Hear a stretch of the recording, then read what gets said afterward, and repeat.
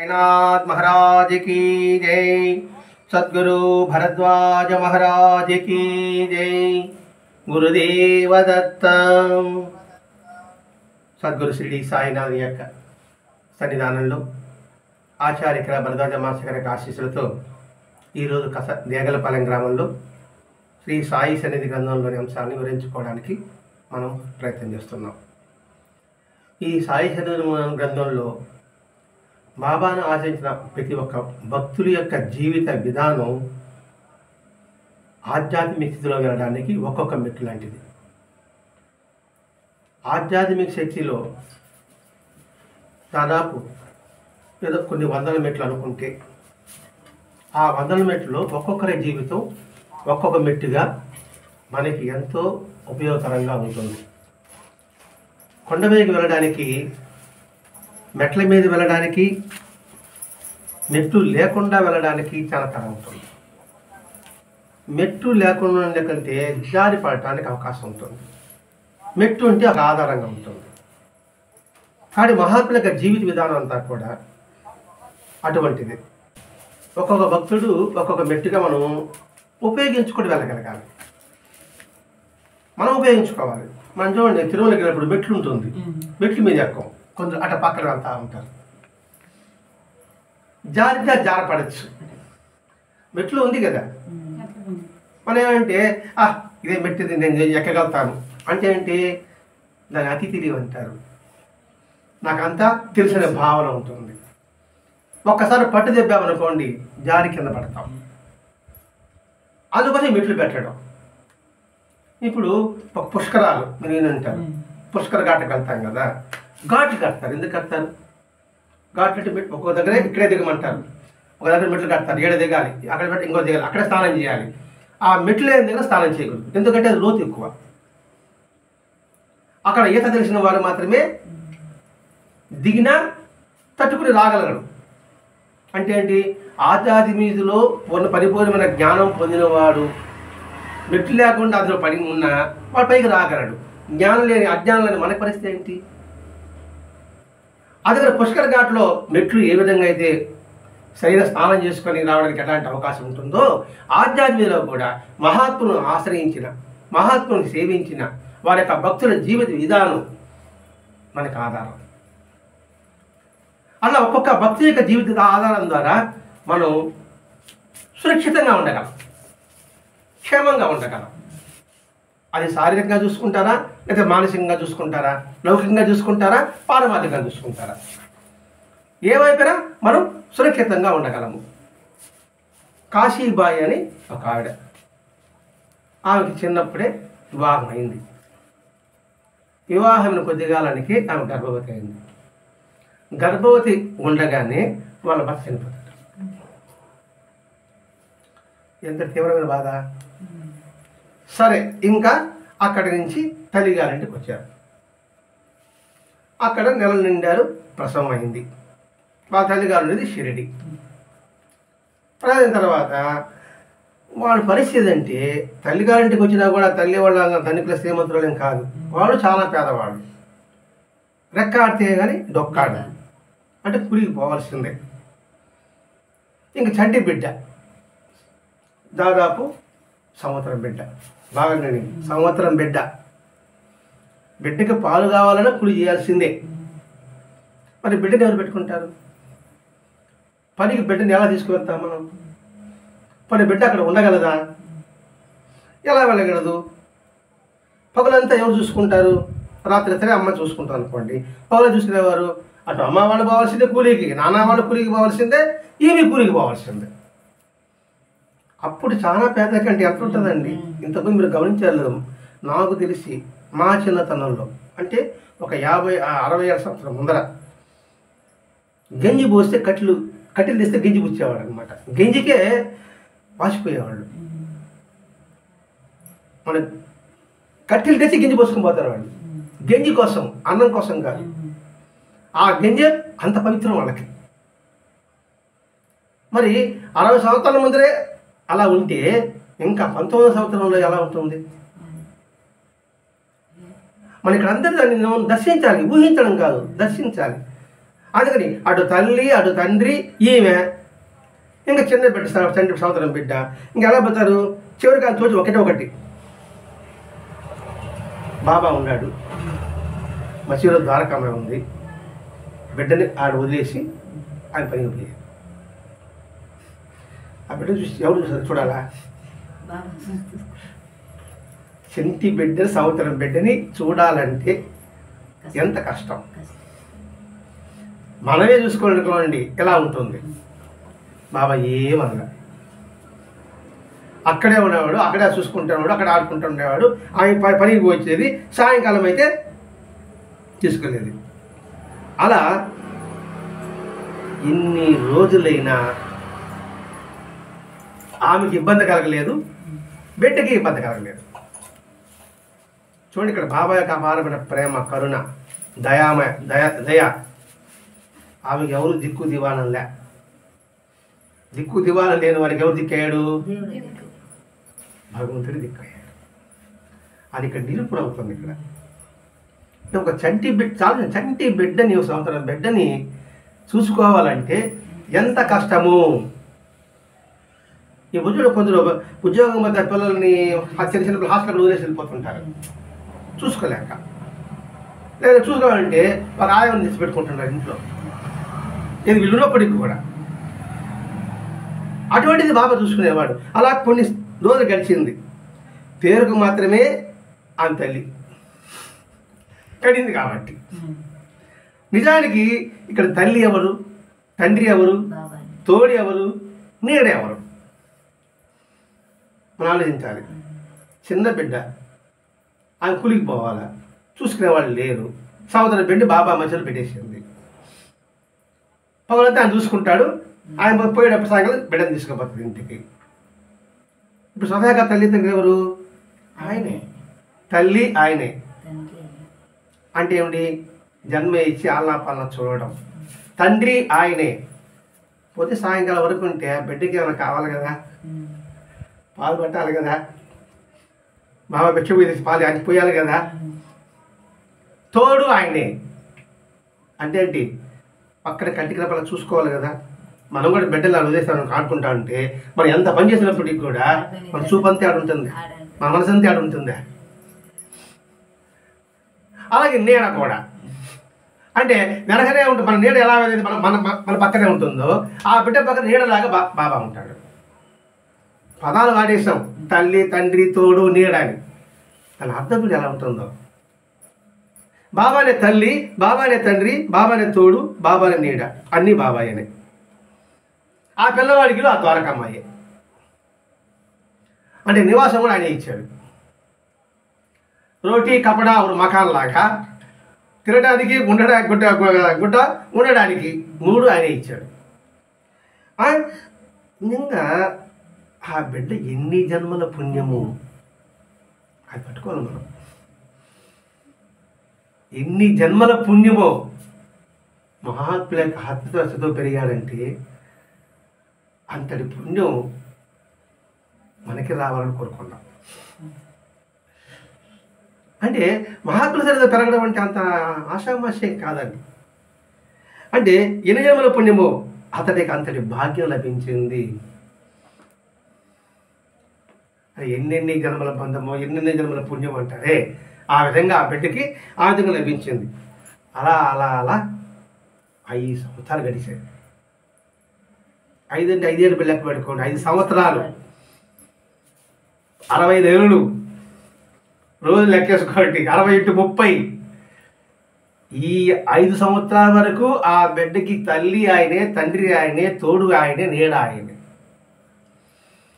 5 సంవత్సరాలు ఒక బిడ్డని కంటికి రెప్పలా చూసుకోవాలంటే దాని వెనకల ఎంత శ్రమ ఉంటుందో మనం ఆలోచించాలి. అయిన తర్వాత బాబా 5 సంవత్సరాలు పిల్లడే కదా, వాడు గమని తిరుగుతూ ఉంటాడు కదా. బాబాకి దునికేస్తాడు, కట్టి తీసాడు పెట్టడం, చిన్న పని చేస్తాడు కదా. బాబా ప్రతిరోజు ₹1 ఇచ్చేవాడు. ఎవరికి? ఆ బిడ్డకి. ఏదో గ్లాస్ తెచ్చిపెట్టి ఏదో చేస్తుంటాడు, పనులు ఉంటాయి కదా. చిన్నప్పుడు ఏం పని చేస్తాడండి, అలా తగ్గ పని చేస్తూ ఉంటాడు. ఆ బాబా పని కోసం కాదు, బాబా రోజు ₹1 ఇచ్చేవాడు. ₹1 అంటే ఎంత ఆలోచించండి.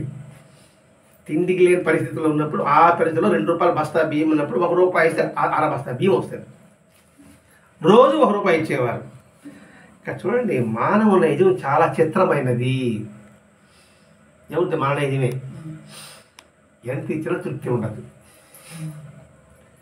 వాళ్ళ అమ్మకి అదే ఆ నైజం మంది కూడా అనుకోవాలండి, ఆమెను కాదు. మొదట కాశీబాయి మొదట ఏమనుకుంది, నేను పొలం పని వచ్చేటప్పటికి బిడ్డను చూసుకుంటే చాలు అనుకున్నాడు. అంత విజయం కోరుకునేది అక్కవాళ్ళ అంటూ. కానీ ఆమె ఆశించుకున్నా, ఆమె కోరకున్నా బాబా తమకైతే ఆమె నిత్యము బిడ్డకి రోజు ₹1 ఇవ్వడం ప్రారంభించాడు. ఆమె అడగలే, బాబా ఏమైనా ఇస్తావా, డబ్బులు ఇస్తావని అడగలే. అడగకుండానే స్వతహగా బాబా ఇస్తున్నాడు ₹1. అది అలసి అంటారు. అడగడిస్తే తేలిక భావం అనమాట. అడగకుండా చెప్తే అది తేలిక భావం. అడిగి చెప్తే దానికి విలువ ఉంటుంది. కానీ ఆయన కరుణామయ అయిపోయా. అందుకని అడగకుండానే ఇచ్చాడు. అందుకని ఆయన పట్ల కొంచెం చులకన భావం ఏర్పడింది. ఎవరికి, ఈమెకి, ఆమెకి కాదు, మనకి కూడా. అడగకుండా అందిస్తావంటే నిజంగా చులకన భావం ఉంటుందా, ఉండదా? అదే మానవ నైజం అన్నాడు ఇక్కడ. వెంటనే ఆమెలో మానవ సహజమైన దురాశ పడగెత్తిందంట. మానవ సహజమైన దురాశ పడగెత్తింది. ఆశ ముందు అవసరము, ఆశ, దురాశ. ఆలోచించబడలేదు. మరి బిడ్డలు కంటిలో కాపాడుకుంటున్నాడు, మన అడగకుండా కోరకుండా ₹1 ఇస్తున్నాడే అనుకోండి. ఆమె ఏం చేసిందంటే, ఏంటి బాబా కొందరికి ₹30, కొందరికి ₹50, కొందరికి ₹10 అట్లా ఇచ్చేవాడు కదా. ఏంటి బాబా వాళ్ళకి కొందరు 50 ఇస్తున్నావు, కొందరు 30 ఇస్తున్నావు, కొందరు 10 ఇస్తున్నావే, మా వాడి దగ్గర మాత్రం నిత్యం పనులు చేయించుకుంటున్నావే, ఇది ఒక నింద. మళ్ళా అప్పుడు పనులు చేయించుకుంటున్నావే, ₹1 ఇస్తున్నావే. ఆశకి అంతే అని చెప్పండి. మనం అంతేనా? మనం కూడా అంతే, ఒప్పుకుందాం కదా. మనం కూడా అంతే. ఆయన భగవంతుడు ఎంత ఇస్తున్నప్పటికీ కూడా, ఎంత పొందుతున్నప్పటికీ కూడా ఇంకా పొందలేదే అని కొరత పైకి మాత్రం ఉండదు. అలాగా ఆయన అందిస్తాడు. లోపల మాత్రం ఈ చెమట్లో సత్తంగా చెప్పిస్తున్నారు, ఎక్కడ దొరకలేదా అని అనుకుంటాను కదా నేను. సత్సంగా చెప్పే అవకాశం ఇచ్చాడు నాకు ఆలోచించను. ఇప్పుడు సత్సంగా చెప్పే అవకాశం ఎంతో అదృష్టం ఉంటే కానీ రాదు. అటువంటి అవకాశం కల్పించాలని చేస నాకులే. చెమట చూపిస్తున్నావే, ఇంత కష్టపడి ఇంత చూస్తే అని దురాశ మాత్రం నాకు వచ్చింది. అదే అందుకే మానవ నైజం చాలా చిత్రమైనది అంటూ, మానవ సహజమైన దురాశ అంటే అండి, మనసు సహజంగా దురాశేది ఖచ్చితంగా అట్లాగే ఉంటుంది. అంటే ఏంటి, ఇచ్చిన దాంతో తృప్తిపడడు, ఉన్నదానిలో అసంతృప్తి. నిజం అనుకోండి, చాలా అనుకోడు, అనుకుంటాడు. దప్పితో పోతున్నారు, మంచిగా దొరకలే, వాళ్ళ ఇంట్లో ఒక గ్లాస్ నీళ్ళే ఉండింది, ఇద్దరు వచ్చారు, సరే సగం గ్లాస్ ఇచ్చారు. ఆమె ఒకటి ఈ సగం గ్లాస్ నాకే దాని కింద పోసుకున్నాడు. ఒకటి ఏమంటే కనీసం కొంత తెలుస్తుంది కదా అని తడుపుకున్నాడు. అందుకని మానవ సహజమైన దురాశ అన్నాడండి ఇక్కడ. దీని ఉదాహరణ గుర్తు అలెగ్జాండర్. ప్రపంచాన్ని జయించాలనుకున్నాడు. అతని రాజ్యం ఉంది, చుట్టుపక్కల చిన్న చిన్న రాజ్యాలు ఉన్నాయి. అయినా సరే ప్రపంచాన్ని జయించాలని కోరుకున్నాడు. కోరుకుని యుద్ధం చేశాడు. అన్ని రాజ్యాలు వాడు ఊరు వదిలేసి, ఆ దేశం వదిలేసి అన్ని దేశాలు ఆక్రమించుకుంటూ వచ్చాడు. చివరికి ఇండియాకి వచ్చాడు. ఇండియాకి వచ్చిన తర్వాత పురుషోత్తముడు అనే ఒక అతనితో యుద్ధం చేశాడు. ఆ రాజ్యాన్ని తీసుకున్నాడు. ఆ తర్వాత పోతా దారులు చచ్చిపోయాడు. వాళ్ళ దేశాలు కూడా బాలే, సగం దేశాలు ఆక్రమించాడు కదా, అంటే వెళ్ళిపోవచ్చు కదా. ఇంకా కావాలా సగంలో చచ్చిపోయాడు. చచ్చిపోయేటప్పుడు బుద్ధి వచ్చిందన్నమాట. బుద్ధి వచ్చి 3 కోరికలు కోరాడంట. నేను ఎలా చచ్చిపోతాను, నన్ను డాక్టర్లే మోయాల, నన్ను మోయాల్సింది డాక్టర్లే. నా శవం వెళ్ళేటప్పుడు మనులు మాణిక్యాలు చల్లుకుంటా పోవాలి. మూడోది, నన్ను పూడ్చిపెట్టిన తర్వాత నా 2 చేతులు బయట కనబడాలి. ఈ 3 కోరికలు కోరాడు. చదివిన తర్వాత ఆరోగ్యం చెడిపోయింది కదా, అవచేసి ఇంక పడిపోతా అనుకున్నాడు. కానీ ఈ 3 కోరికలు కోరాడు. ఇంతకు ఇంతైనా కోరికలు, ఇదేం కోరిక అన్నాడు. దాంట్లో ఒక అర్థం ఉంటుందండి. ఎందుకు వైద్యులు మోయమన్నారంటే, ఎంతమంది వైద్యులు ఇచ్చినా మృత్యువుని ఆపలేరు అని జనాలు తెలియాలి. ఎంతమంది వైద్యులున్నా మృత్యువుని ఆపలేరు. రెండవది, ఈ రక్తాలు చనుకోమన్నాడు కదా, ఎంత సంపాదించినా అది మనతో కూడా రాదు, అవి కాళ్ళ కింద నలగాల్సిందే. మూడోది ఏంది అన్నాడు, నేను ఇంత చేసి కూడా నేనేమి ఉత్తరంతో పోతున్నాను. ఎంత రీతి సార్. ప్రతి ఒక్క ఒక అర్థం ఉంటుంది, ప్రతి ఒక్క పాయింట్ ఒక అర్థం ఉంటుంది. మనం గ్రహించాలే కానీ ఈ 3 గుర్తుపెట్టుకుంటే దురాశ ఉండదు. సామెత ఉంది, దురాశ వెరీ గుడ్, దురాశ దుఃఖానికి చేటు అనేదానికి అలర్జన కథ చెప్పకుండా చిన్నప్పుడు బంగారు బాతుకుడు కథ చెప్పారు మనకి. విన్నాం ఎప్పుడన్నా? వెళ్ళా, మేము ఉంటాం. బంగారు బాతుకుడు చిన్నప్పుడు స్కూల్లో ఎలిమెంట్ స్కూల్ చెప్పేవాళ్ళ కథలు. బంగారు బాతుగుడ్డు రోజు బాతు బంగారు గుడ్డు పెడతాడు, దాన్ని పెట్టుకుని ధనం సంపాదించుకునేవాడు. దాంట్లో ఎన్ని గుడ్లు ఉంటుందో అని కోయేసాడు, చచ్చిపోయింది. అసలుకే మోసం. అందుకని ఇక్కడ మాస్టర్ గారు ఇదండి, మానవ సహజమైన దురాశ పడగ విప్పింది, మనలో కూడా పడగ విప్పుతుంది. కాబట్టి ఇప్పుడు చెప్పారు, ఇది ఒక మెట్టు, ఫస్ట్ మెట్టు ఇది అన్నమాట. ఈమె జీవితంలో ఇది ఒక మెట్టు మనం నేర్చుకోవాల్సింది అన్నమాట. వెంటనే ఇంత డబ్బిస్తున్నారు కదండి అన్నాడు. అంటే మనకు తెలియదు, మనమేమో నేనే అడుగుతానండి, నాకు అవసరం కదా, నేను కోరుకుంటున్నాను, నేను గుడిసింట్లో ఉన్నాను కదా, నేను పెద్ద బంగ్లా అనుకుంటాను, తప్పేముంది అని అంటాను నేను. అందుకే ఆ భాషగా అంటున్నాడు, తెలియకూడని అవ్యాజమైన వారి అనుగ్రహాన్ని క్షుద్రమైన వ్యాపారంగా మాట్లాడింది. ఏమని, నా బిడ్డ పని చేస్తున్నాడు కదా, పని చేయించుకుంటున్నావు కదా, కాదు పని చేయించుకుంటున్నాడు కదా, ఏ బాగా పని చేత కదా, పని చేయించుకుంటున్నావు కదా, మరి రూపాయి ఇస్తున్నావా? వాళ్ళేం పని పాటు చేయకపోతే వాళ్ళకి రోజు 20 ఇచ్చి 30 ఇచ్చి 50 ఇచ్చి, అందుకని క్షుద్రమైన వేతనంగా మార్చుకుంటుంది. మాస్టర్ బహుశా మనమందరం ఇంతేనేమో అన్నాడు మాస్టర్ గారు. మనమని పదం వాడాడు సార్. మీరేం తింటేనే వాళ్ళ నాలాగా మీరంటే అంటారు కదా, మీరు అనేసా. మనము బహుశా మనము కూడా మనం అందరము అంతేనేమో. హెచ్చరికలు మనకి. ఇటువంటి దురాశకి మనకు లోను కాకూడదు. అందుకే భగవంతుడి చిన్న తృప్తిపడు. ఎవరి ప్రారంభాలు అనుసరించే వాళ్ళకి లభిస్తుంది. ప్రతిపాటు మన కర్మనుసే జరుగుతుంది అనుకుంటే దుఃఖానికి చాలా చాలా దూరంగా ఉంటాము, ఆనందానికి చాలా దగ్గరగా ఉంటాము. కానీ ఇక్కడ బహుశా మనమందరం అంతేనేమో అన్నప్పుడు మనకి ఇది ఒక హెచ్చరిక, ఇది ఒక రెండో మెట్టు. ఆధ్యాత్మిక పదంలో ఒక్కొక్క మెట్టు ఈ జీవితంలో.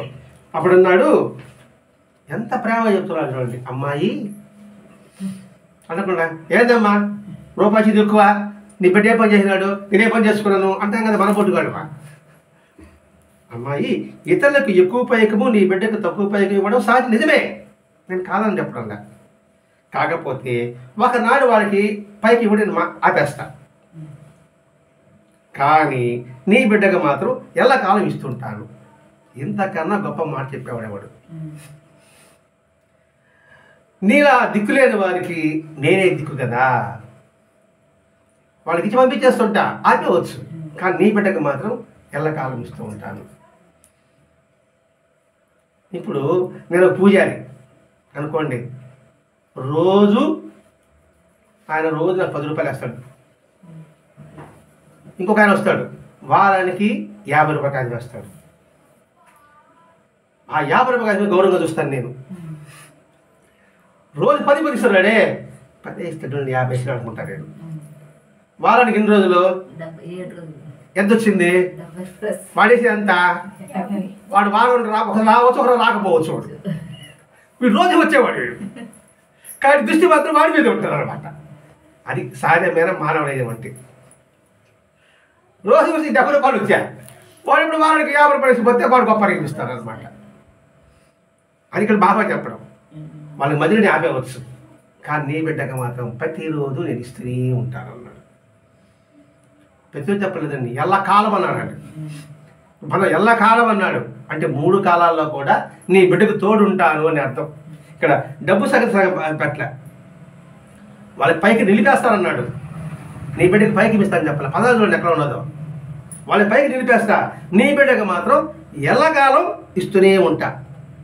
నీలా దిక్కు లేని వారికి నేనే దిక్కు కదా. ఆ ఒక్క మాట చాలండి మనిషి పరివర్తన చెందడానికి, సంస్కారవంతుడు కావడానికి. ఎప్పుడు ఆలోచించగలిగితే. మనం మూర్ఖులం కదా, ఇది ఎప్పుడు ఇట్టే చెప్తాడు లేనే తప్పించుకొని అంటూ ఉంటాం. అట్లే అనుకున్నాను కూడా. ఆమెకి అర్థం కాల ఆ మాటలు. ఎల్లకాలం తోడుంటాను ఇస్తుంటాను చెప్పినప్పుడు ఆ మాట ఎలా అర్థమవుతుంది? ఆమెకు అర్థం కాల. మానవ హృదయంలోని ఆశ అవ్యాజమైన ఆయన ప్రేమను గుర్తు చేసుకోకుండా చేస్తుంది కాబోలు.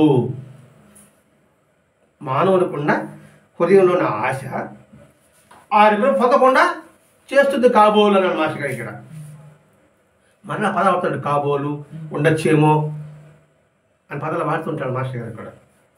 అంటే ఏంటి, మన హృదయంలో ఆశ బుసపడుతూనే ఉంటుంది. ఆ ఆశకి ఏమవుతుందంటే వాళ్ళ అనుగ్రహాన్ని కప్పేస్తుంది. అంటే సూర్యుడు కనబడకుండా మబ్బు అడ్డగించినట్టుగా, వెన్నెల మన మీద పడకుండా మబ్బులు అడ్డగించినట్టుగా. అందుకని ఆయన అనుగ్రహాన్ని మన ఆశ కప్పేస్తుంది. అనుకున్నప్పుడు మనం భగవంతుని అనుగ్రహం మనం పొందాలదలుచుకున్నప్పుడు మనం ఎటువంటి భావన కలిగి ఉన్నవలే అని అనుకున్నాం అనుకోండి, మనం జాగ్రత్త పడగలం. మనం దేవాలయంకి వెళ్తాం, అయ్యవారు ఏం చేస్తాడంటే వాడు కొబ్బరి చెప్పిస్తాడు, వారికి అరటిపండు ఇస్తాడు. అప్పుడే మన బాధ ఏంటి, వాళ్ళకి మాత్రం కొబ్బరి చెప్పించాడు, నాకు అరటిపండు ఇచ్చాడు, నాకు పువ్వే ఇచ్చాడు, నాకేమి ఇవ్వలేదు ఇంకొకడు. అక్కడికి ఆయన రావడం, ఆయన దర్శించడమే గొప్ప అనుగ్రహం. ఆయన చూపు మన మీద పడడమే గొప్ప అనుగ్రహం. అలా కాకుండా ఈ ఆశ పూజగడికి అనుకోండి, రేపు దేవాలయం రానియకుండా కూడా నీకు అవకాశం ఆయనే కల్పించవచ్చేమో, రానియకుండా మనకి ఇది అడ్డు తగలొచ్చేమో. ఇది 3వ మెట్టు. అయిన తర్వాత వెంటనే ఏమైంది, నిజానికి తన బిడ్డకిస్తుంది తుచ్చమైన డబ్బు కాదని, ఎల్లకాలం కాపాడగల అభయహస్తమని ఆమె గుర్తించలేకపోయింది. తుచ్చమైన డబ్బు అన్నాడు, డబ్బు శాశ్వతమా? అందుకే లక్ష్మి చంచలం అంటారు, ఒక దగ్గర నిలబడుతుంది. మరి అటువంటి తుచ్చమైన డబ్బు కోసంగా భగవంతుని అనుగ్రహమే నువ్వు పోగొట్టుకుంటున్నావు. మనము కూడా అంతే జాగ్రత్తగా మనం పరిశీలించుకుంటున్నాను. లౌకికమైన సుఖాల కోసం భగవంతుని కూడా దూరం చేసుకోవడానికి కూడా మనం వెనుకాడమున్నాము.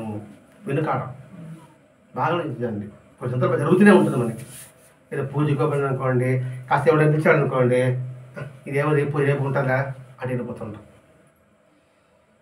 అలాగే సత్సంగం కావచ్చు, అలాగే దేవాలయం వెళ్ళడం కావచ్చు, లేదా సత్కార్యాలు కావచ్చు, సమాజ సేవా కార్యాలు కూడా కావచ్చు. అలాగా ఆ టెంపరీ తాకీదాన్ని వస్తాం నాకు వెళ్ళిపోయాడు అనుకోండి, ఈ సేవలో పుణ్యం వాడు పోగొట్టుకుని అవుతాడు. ఇప్పుడు నేను పని చేస్తుంటాను దైవకార్యము, నేను వచ్చి లాక్కి వెళ్ళిపోతా.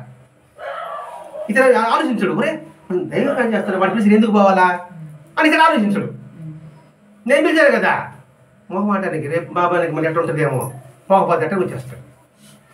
తెలియని వీలోటలు చేస్తారా, ఉప్పతే పోయాలి పని ఉంది అంటాడు. అంటే భగవంతు సేవలో నువ్వు పాలు పంచుకోవడం ఎంతటి పుణ్యం.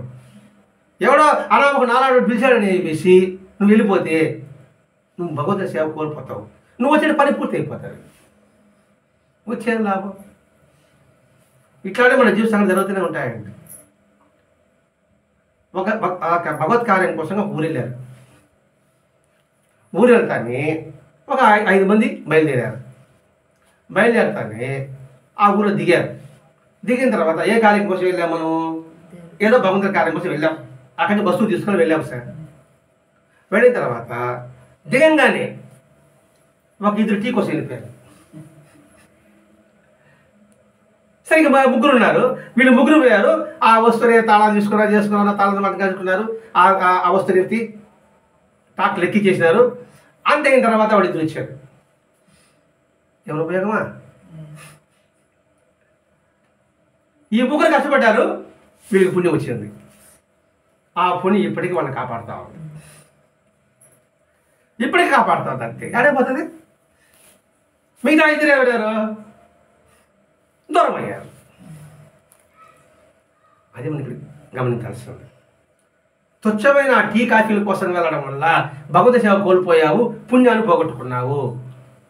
అలాగే ఆలోచిస్తుంది. తుచ్చమైన డబ్బు కోసంగా ఎల్లకాలం కాపాడి అని ఆయన వాగ్దానం ఇస్తే దాన్ని గుర్తించలేదు. మళ్ళీ ఇంకొకటి, ఈయన డబ్బున్న వాళ్ళకి ఇస్తున్నాడండి, పేద వాళ్ళకి మాత్రం ఇవ్వడం లేదంటే ఇది మన పైపిచ్చే మాట అనమాట. ఇది డబ్బున్న వాళ్ళకి ఇస్తున్నాడు, మన పేద వాళ్ళకి ఇవ్వడం లేదు. ఇది ఒక నేత. మళ్ళా వాళ్ళు మాత్రం గమనిస్తున్నాడు, మమ్మల్ని మాత్రం గమనించడం లే. చూడండి, సహాయం పొందింది ఆమె బిడ్డకి, అతను రూపాయి పొందింది ఆమె, కంటికి డబ్బులా కాపాడేది బాబుని కాపాడింది బావ, అది మర్చిపోయింది ఆమె.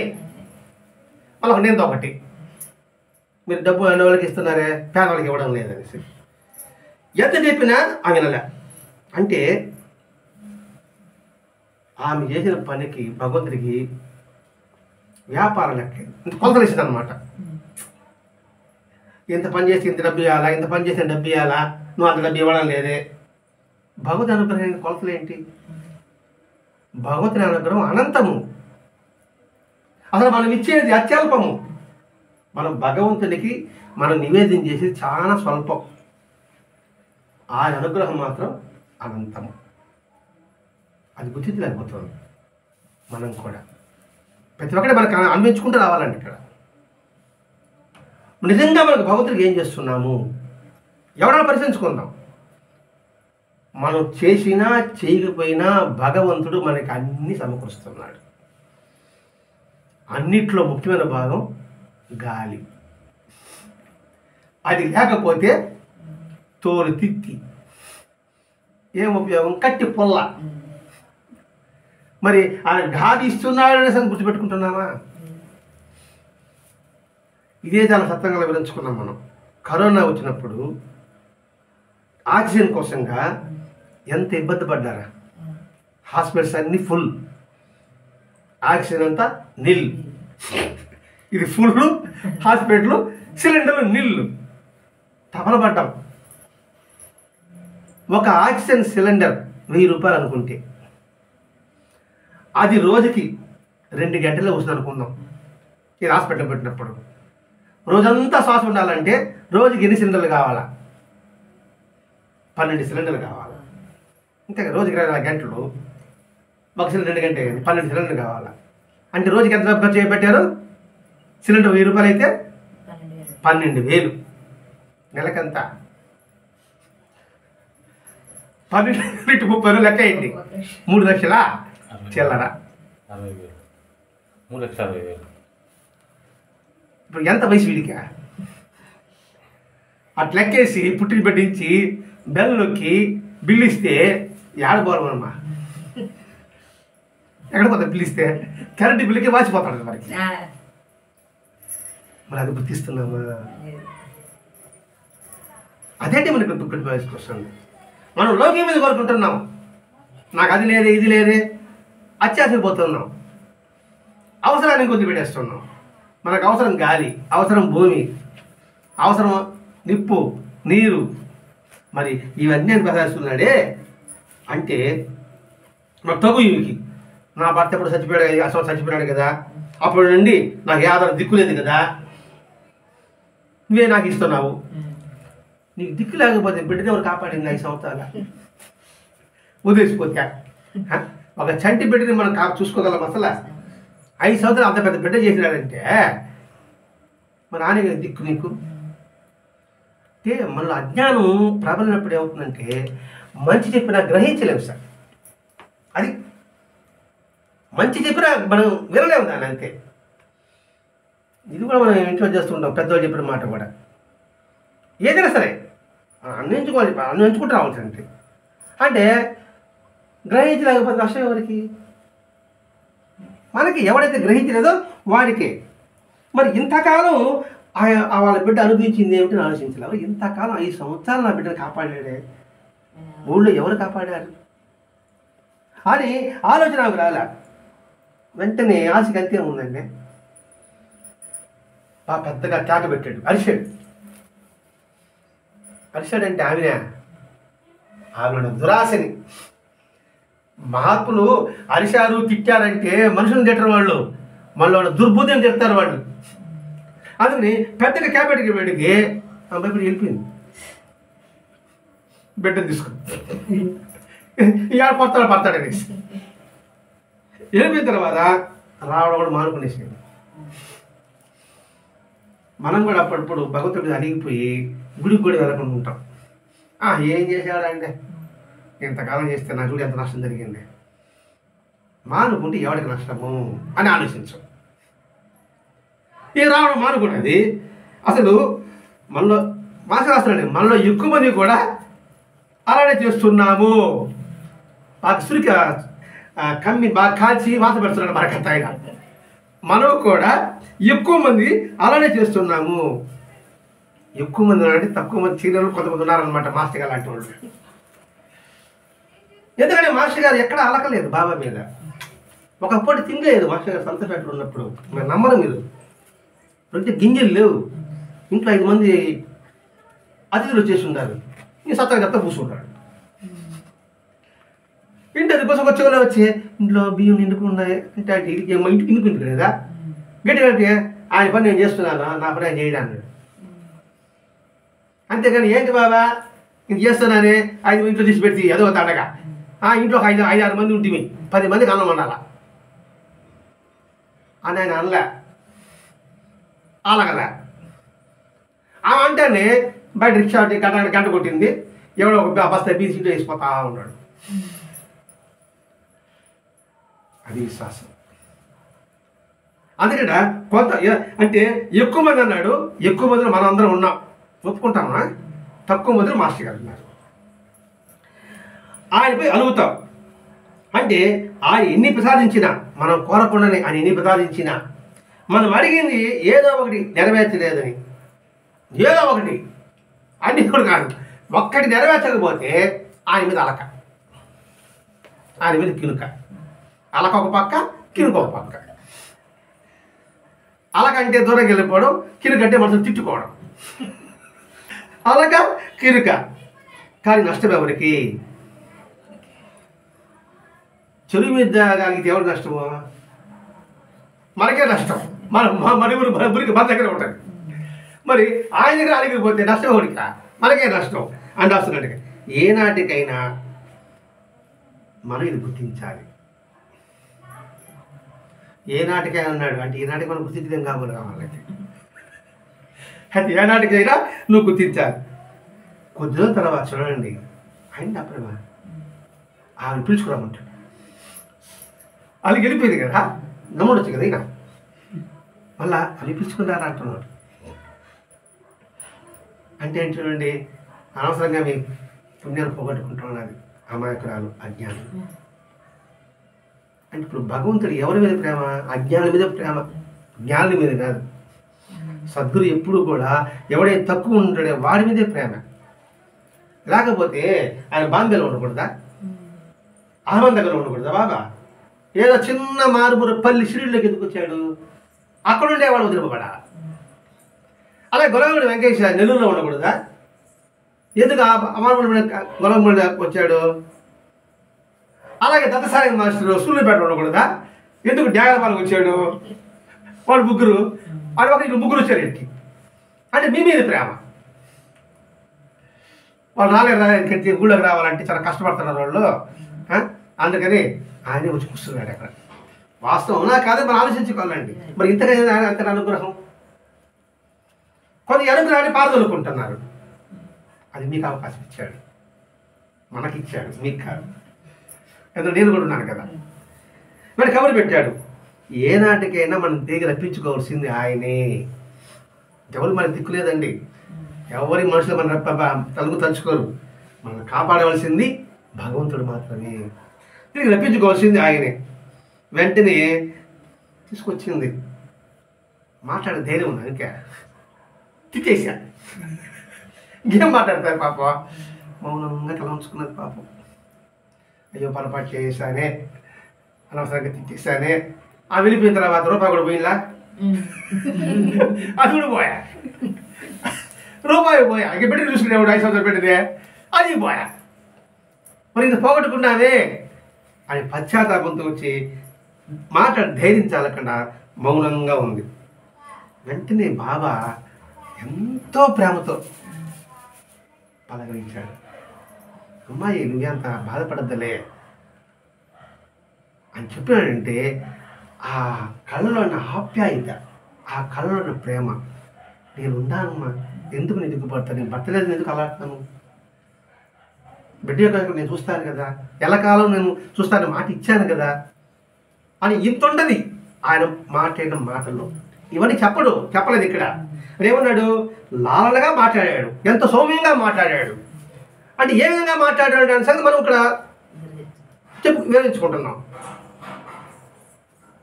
నీకు తోటి లేదు అనుకోవద్దు, నేనున్నా నీకు అని అవైకిచ్చాడంటే అలిగి వెళ్ళిపోయిన ఆయనని, కోపం చేసుకుని వెళ్ళిపోయిన ఆయనని, తిట్టిన ఆయనని. ఎలా ఉంటే మనసులో అండి అక్కడికి ఆ స్థలం మనం ఉంటే మన హృదయం ద్రవిస్తుందండి. భగవంతుడికి అంతటి అపారమైన ప్రేమ. ఎందుకు చెప్పాను? మన కొరకనే గాలి, మన కొరకనే నిప్పు, మన కొరకనే నీళ్లు, మన కొరకు ఉండడానికే భూమి అన్ని ఉంది. మరి ఇంత ప్రసాదించిన మనం గుర్తుపెట్టుకోగలుగుతున్నావా? గుర్తుపెట్టుకోమని ఇక్కడ మాస్టర్ గారు ఇక్కడ ఈ కాశీపేద తెలియజేస్తున్నాడు. ఇదొక మెట్టు. అయిన తర్వాత బాబాకి కొంచెం పళ్ళు ఊడుతూ ఉండేది. అంటే వయసు అయిపోయింది కదా, పళ్ళు ఊడతాయి కదా. ఆ ఊడుతూ ఉంటే వెంటనే ఒకసారి పన్ను ఒకటి పీక్కి తీసి అది ఇచ్చాడు. మహాత్ముల హతవస్తు ఏది కలిగినా అది గొప్ప పవిత్రం. అటువంటిది శరీరంలో భాగం. ఆ పన్ను తీసి చిన్న గుడితో కట్టించి ఇది భద్రంగా దాచుకో. ఎంతటి అనుగ్రహం! బాబాకి వాళ్ళ గురువు గారు ఇటుకలా ఇచ్చారు, కానీ కాశీబాయికి తన శరీరంలో భాగాన్ని ఇచ్చాడు. ఎంత డబ్బా అంటే, ఎందుకంటే ఆమెకు దిక్కు ఎవరు లేదు, దివాణం ఎవరు లేదు. తల్లిదండ్రుల పేదవారు, బిడ్డ చిన్నవాడు, పిల్లవాడు. మరి ఆమెకు పోషణ లాలన ఎలా? తన యొక్క దివ్యశక్తి అక్కడ ఉంచుతుంది. అందుకే అంటారు కామధేనువు, కల్పవృక్షము, చింతామణి. ఇది ఉంటాం మన పేర్లు. కామధేనువు అక్కడ వెళ్ళి ఏం అడిగితే అది ఇస్తూ ఉంటుంది. కల్పవృక్షము దాని కింద కూర్చుని మనసులు అనుకున్నా ఇచ్చేస్తుంది. చింతామణి మన చేతిలో ఉంటే సగం ఐశ్వర్యం మన చేతిలో ఉంటుంది. ఈ మూటి కన్నా కూడా అది కూడా సద్గురువు అని గురికి చెప్తుంది. ఎలా సద్గురు ఎక్కువ? వీడి మూటి కన్నా కూడా కామధేనువు అడుగుతానే ఇస్తూ ఉండే, ఈ కలపొచ్చే వాడు మనసులో అనుకుంటానే ఇస్తూ ఉండే, చింతామణి చేతిలో ఉంటే గొప్ప ఐశ్వర్యము. ఏం సద్గురువు అంటే అవి భౌతికమైన వస్తువులు వస్తుంది, కానీ సద్గురువు మాత్రం అతీతమైన శక్తిని మనకిస్తాడు. ఏమిటి అతీతమైన శక్తి? అవి లేకపోయినా నిలబడే ధైర్యాన్ని ఒకటి ఇస్తాడు. అది లేకపోయినా ధైర్యం నిలబడే ఇస్తాడు. ఎందుకంటే అవంతా కూడా అశాశ్వతం. ఆ ధైర్యం ఉందనుకోండి, వాడి గట్టిగా నిలబడి ఉండగలడు. ఒక రాజుగారు లక్ష్మీ పూజ చేసేవాడు. బాగా చేస్తే అష్టలక్ష్ములు వాళ్ళ ఇంట్లో ఉన్నారు.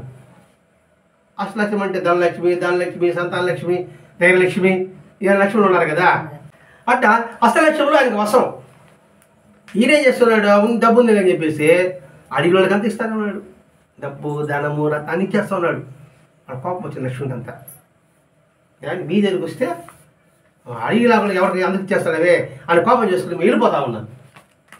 ముందు ధనలక్ష్మి వచ్చింది, వెళ్ళిపోతా అన్నాడు, వెళ్ళిపో అన్నాడు. దానిలక్ష్మి వచ్చింది, వెళ్ళిపోతా అన్నాడు. సొంత అందరూ వెళ్ళిపోతా ఉన్నారు. చివరికి ధైర్యలక్ష్మి వచ్చింది, వెళ్ళిపోతా అన్నాడు. తల్లి నువ్వు మాత్రం బాబా అన్నాడు. అదే అన్నాడు, అందరూ మమ్మల్ని ఒకదే అన్నాడు. వాడు పోయినా పర్వాలే, నువ్వు నా పక్కన ఉంటే నాకు చాలు. సరే నువ్వు వెళ్ళొద్దన్నావు కాబట్టి నేను నీ దగ్గర ఉంటా అని చెప్పి ధైర్యలక్ష్మి ఇంట్లో వచ్చి కూర్చుంది. ఆవిడ కూర్చుంటానే ధనలక్ష్మి వచ్చింది, సొంత లక్ష్మి వచ్చింది, ధనలక్ష్మి వచ్చారు. ఏమంటే ధైర్యలక్ష్మి ఎక్కడ ఉంటుందో మేము అందరం అక్కడ ఉంటాం. అర్థమైందా? కాన్ఫిడెన్స్ మనలో కాన్ఫిడెన్స్ పెట్టుకోవాలి. కాన్ఫిడెన్స్ పెట్టుకుంటే ఎంతైనా ఏ పనైనా చేయగలం. మొన్న ఇది పేపర్లో చూశాను, ఒక విదేశీయురాలు 25 గంటల్లోనే ఎవరు వెకేషన్ అట, 25 అవర్స్లోనే ప్రపంచ రికార్డు.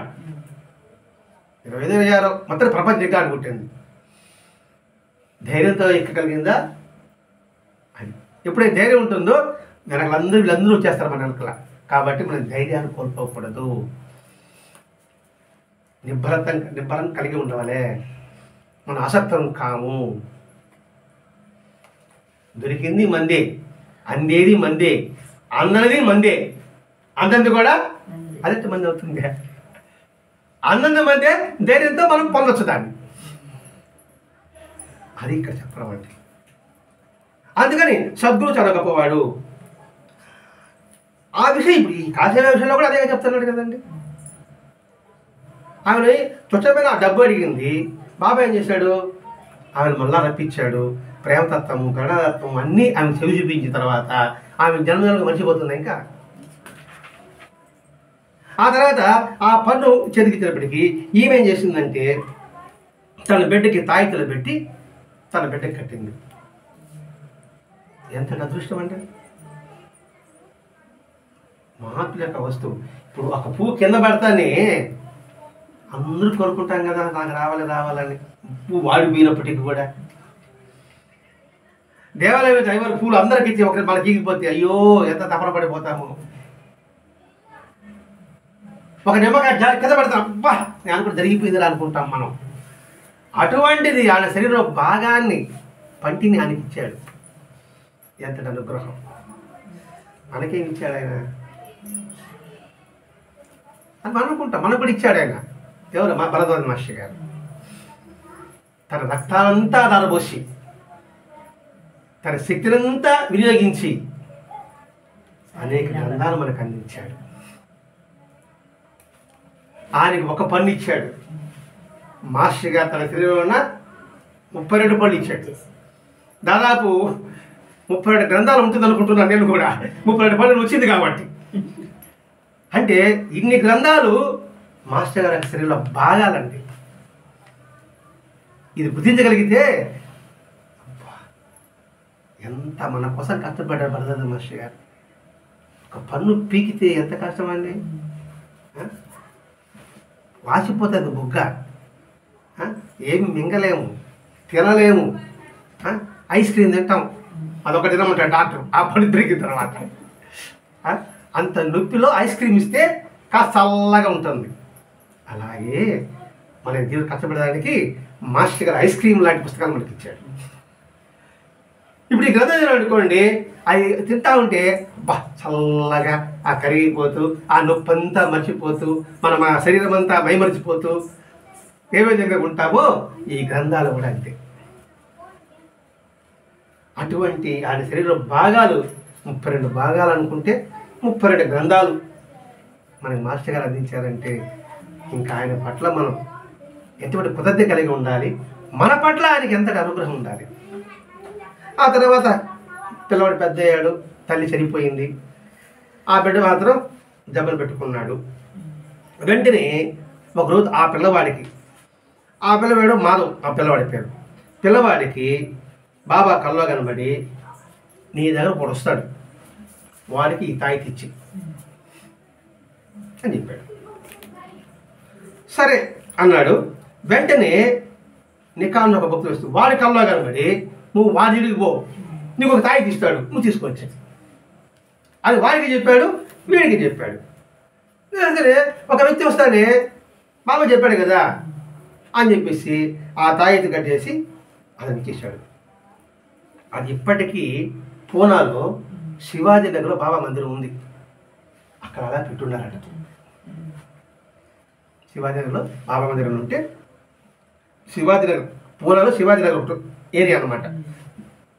ఇప్పుడు మన కేఆర్పేటలో అట్లా డివోర్స్ కాళ్ళు అట్లా అంటాం కదా, అక్కడ బాబా మందిరం ఉంటే ఆ బాబా మందిరంలో ఉందట. ఒకసారి 1961లో జూలై 12వ తారీఖున పెద్ద వరదలు వచ్చేసాయి. బాంబేలో అంతా కూడా వర్షం వచ్చినా అధికమే, ఎండలు కాసినా అధికమే, చలి అయినా అధికమే. సిటీ మునిగిపోతుంది. బాంబేలో ఎక్కువగా అక్కడ జూన్ జూలైలోనే ఎక్కువ వర్షాలు ఉంటాయి, మనకన్నా ముందు వచ్చేస్తారు అనమాట. అక్కడ అది ప్రత్యక్షంగా చూశాను నేను ఒకరోజు బాంబేలో. మనం టీవీలో చూస్తూ ఉంటాం కదా, నెత్తిన బట్టలు పెట్టుకొని నీళ్ళ ఇంత నాసిపోతా ఉంటారే, ఆ విధంగా శివుని నేను కూడా, నేను మా పాప ద్వారక వాళ్ళందరూ టికెట్ బుక్ చేసుకుని ఇస్తే ట్రైన్ కాడికి వస్తే ట్రైన్ క్యాన్సల్ తెలుసుకొని రాబడా ఆత్రం చూడబెట్టి కూర్చోబడిపోవాలండి. ఇక్కడ వరకు నీళ్ళు బుధాలు పెట్టుకొని ఇంకా నీళ్ళు చుట్టుకి నిద్ర పెట్టుకొని బాబా బుధాలు పెట్టుకొని నడిచిన. అంతటి వరదలు వస్తే ఆ గుడిలో దాదాపు 20 అడుగులు వస్తుందండి. బాబా పడ మాత్రం ఏం కాదు. బాబా పడ మాత్రం చెక్కు చెదలే, నీళ్ళలో పట్టకుండా కట్టుంటుందండి. విగ్రహం అయితే మనం అనుకుంటాను, పట్ట చెక్కు చెదలలే, మొత్తం చెత్త దిగిపోతుంది కదా, బురద అంతా తీస్తే బాబా పట్ట మాత్రం అలాగే చెక్కు చెదరకుండా అలాగే ఉంది. ఇక్కడ బాబా అంటే శరీరం కాదు, బాబా అంటే ఒక శక్తి స్వరూపము, ఒక చైతన్యము, అది ఎప్పటికీ శాశ్వతము. గాలి చెక్కు చెదరదు. మనకి చెమట పడతా ఉంది, గాలి లేదా? ఇక్కడ గాలి ఉంది, మనకి అనుభవానికి కాలేదు. గాలి ఎలా అంటావు? అలాగే బాబా కూడా ఆనాటి నుంచి ఈనాటి వరకు ఎప్పటికీ ఆయన చెక్కు చెదరడు. దైవం అంటే జ్ఞానం, జ్ఞానం ఎప్పుడు చెక్కు చెదరదు. అందుకోసమని ఆ పట అంత నీళ్ళలో ఉన్నా కూడా చెక్కు జరగకుండా అలాగే ఉంది. భగవంతుడి అనుగ్రహము, బాబా కృపాశీస్సులు కూడా ఎప్పుడు చెక్కు చెదరకుండా అప్పటి నుంచి ఇప్పటికి ఇలాగే ఉంటుందని మలదాది మహర్షి గారు అనుభవపూర్వంగా అనుభూతి పొందారు. ఆ అనుభూతి పొందని ప్రతి ఒక్కరికి అందించారు. ఆ అందించిన అనుభూతిని మనం అందరం పంచుకుంటున్నాం. అది బాబా చెప్పాడు, దిక్కు లేని వారికి నేనే దిక్కు అన్నాడే. దిక్కు దేవుడే దిక్కు అనే పదం వాడారు. దిక్కుల వారికి నేనే దిక్కు కదా. మన అందరికీ తండ్రి ఆయనే, తల్లి ఆయనే, తోడు ఆయనే, నీడ ఆయనే, దిక్కు ఆయనే. దిక్కు అంటే ఏంటి? మనకి ఏమీ లేదనుకుంటున్నాం. 2 అర్థాలు ఉంటాయండి. దిక్కు అంటే చూపించే దారి. మన సందర్భానుసారంగా 2 ఉపయోగించుకోవాలి. దిక్కు అంటే ఏమి లేడు అనుకుంటున్నాం, దిక్కు అంటే తప్పించేవాడి. అందుకే నేను కథలకు 2 అర్థాలు ఉంటాయండి. హరి అంటే ఎవరు గుర్తొస్తారు మనకి? విష్ణువు గుర్తొస్తాడు. హరి అంటే కోటిని అర్థం. హరి అంటే కోటిని అర్థం ఉంది, హరి అంటే విష్ణువు అని అర్థం ఉంది. సందర్భానుసారంగా నువ్వు దాన్ని అన్వయించుకోవాలి. ఏదైనా కోటి హరి చెప్పావే అంటే ఎక్కడ ఉంది? శాస్త్రం ఉంది. అలాగే శివ అంటే శివుడు అని అర్థం ఉంది, శివ అంటే ఇంకొక అర్థం ఉంటుందట, అది గుర్తురాలి. కోటి మొదలు గుర్తురాలి.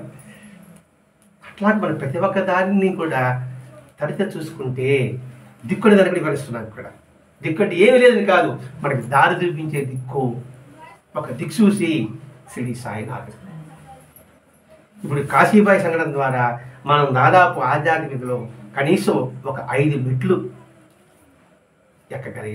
గ్రహించగలిగితే, ఎక్కగలగాలంటే కాలు పైకి లేపాలా, శక్తి ఉపయోగించాలా. ఇక్కడే ఉంటే మరి ఎక్కడో ఆడే ఉంటాం. ఆ శక్తి ఉపయోగించే దిక్సూసి మలదాది మహర్షి గారు. ఆయన గడద లేకపోతే మనకి దారి తెలియదు, అగమ్యగోచరంగా ఉండేవాడు. అటువంటి మహానుభావుడు ఈ గ్రంథాన్ని మనకు అందించినాడు. మనందరికీ కూడా దిక్కు మలదాది మహర్షి గారు. ఆ గణిత లేకపోతే ఈ చెమట్లో ఇటు ఇసురుకోవో హాయిగా ఫ్యాన్ కింద పడుకొని ఉంటాం అంతేనా. కానీ చెమట్లో ఏముంది, మన మురికంతా బయట వస్తూ ఉంది, అవునా కదా. ఫ్యాన్లో ఉంటే మురికి లోపలే ఉంటుంది, దారిపోతూ ఉంటుంది. కాబట్టి ఈ చెమట్లో ఉన్న మనం మళ్ళీ బయటకు రావడానికి కూడా మాస్టర్ గారే మనకి మార్గదర్శకుడు. కాబట్టి ఏ కోణంలో చూసినా కూడా మనకి శ్రేయస్సే కలుగుతుంది. అటువంటి శ్రేయస్సు ఈ సాయి చంద్ర గ్రంథం. స్వస్తి. శ్రీ సచ్చిదానంద సద్గురు సాయినాథ్ మహారాజ్ की जय. सद्गुरु भरद्वाज महाराज की जय. गुरुदेव दत्त.